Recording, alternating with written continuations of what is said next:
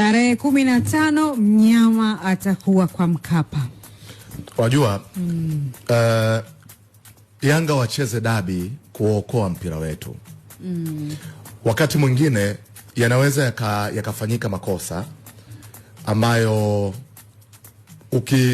ukishindwa mmoja kurudi nyuma, hasara itakuwa kubwa sana. Kwa hiyo mimi maoni yangu, Yanga wacheze dabi kuokoa mpira wetu. Kuna mkubwa ameshafungisha.